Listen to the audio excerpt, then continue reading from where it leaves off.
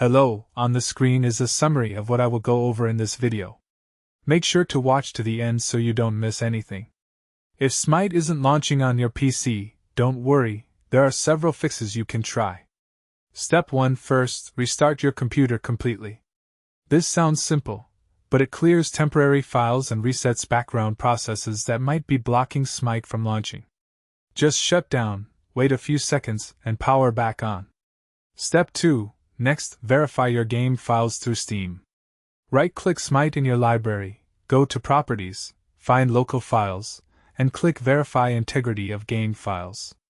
Steam will check for corrupted downloads and repair them automatically, which fixes most launch issues. Step 3. Update your graphics drivers.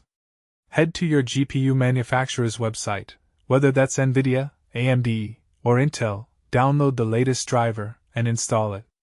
Outdated drivers cause compatibility problems and prevent games from launching properly. Step 4. Disable any overlay software you might have running. Discord overlay, Xbox Game Bar, and NVIDIA Experience overlays can interfere with Smite's launch process. Just turn these off in their settings before starting the game. Step 5. As a last resort, uninstall and reinstall Smite completely. Sometimes installation files get corrupted beyond repair. Back up any settings if you need to, then fully uninstall from add or remove programs and download a fresh copy from Steam.